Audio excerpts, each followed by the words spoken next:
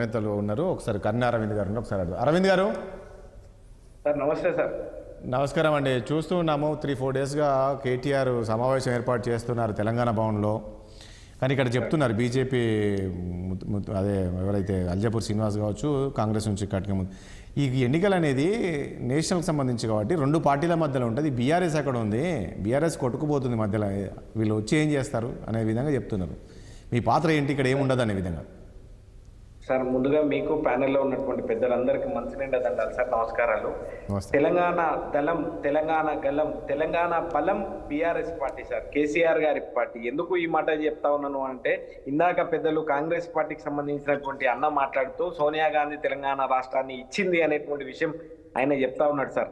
2001 నాడు సార్, 2001 నాడు కేసీఆర్ గారు, ఓ నీతిగల్ల తెలంగాణ ప్రజలారా, నీతిగా నిజాయితీగా నేను తెలంగాణ రాష్ట్రాన్ని తీసుకురాకపోతే నన్ను రాళ్లతో కొట్టి చంపండి అని చెప్పి మరణ వాంగ్మూలాలని జోబులో పెట్టుకొని తెలంగాణ రాష్ట్రాన్ని తీసుకొచ్చినటువంటి వైనాన్ని మీరు చూసిండ్రు సార్. ఇచ్చినట్లే ఇచ్చి 2004లో ఆ రోజు సోనియా గాంధీ గారు ఇందాక చెప్పినట్లు కరీంనగర్లో తెలంగాణ రాష్ట్రానికి ఇస్తా అనేటువంటి విషయం చెప్పిన తర్వాత దాదాపుగా 10 సంవత్సరాల పాటు జరిగినటువంటి ఉద్యమం ఏంటి, ఆ 10 సంవత్సరాలలో జరిగినటువంటి ఆత్మ బలిదానాలు ఎన్ని అనేటువంటి విషయం గురించి కూడా మాట్లాడితే బాగుంటుంది సార్.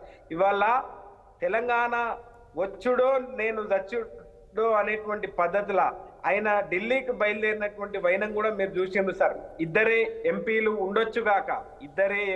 ఉండొచ్చుగాక అన్ని రాజకీయ పార్టీల మద్దతు కూడబెట్టుకొని ఇవాళ పార్లమెంటరీ పద్ధతిలో తెలంగాణ రాష్ట్రాన్ని తీసుకొచ్చినటువంటి సందర్భం.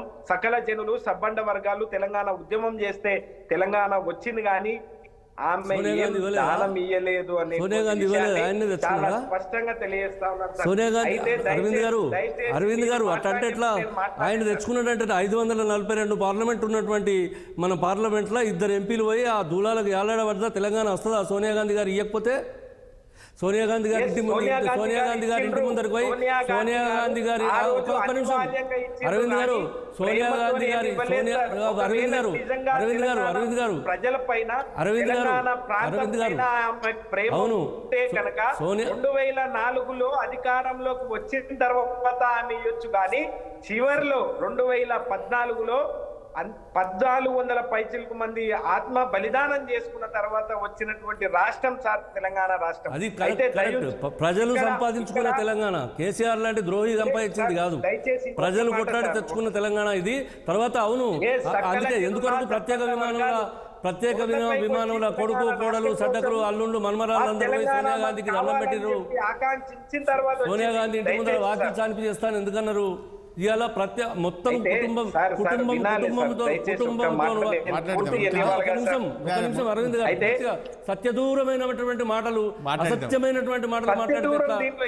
సోనియా గాంధీ గారి ఇంటికి పోయి సోనియా గాంధీ గారి ఇంటికి భార్య పిల్లలు కొడుకులు. కానీ ఒక్క విషయం అండి మృత్యుంజయ గారు, అరవింద్ గారు ఒక నిమిషం దయచేసి ఒక నిమిషం అండి. అరవింద్ గారు ఒక నిమిషం అండి, ఒక్క విషయం మృత్యుంజయ గారు, ఒక నేను చెప్తాను. చెప్పండి. మీరు కాదన్నా అవునన్నా ఈ రోజు తెలంగాణ రావడానికి సరే సోనియా గాంధీ ఎంత కారణం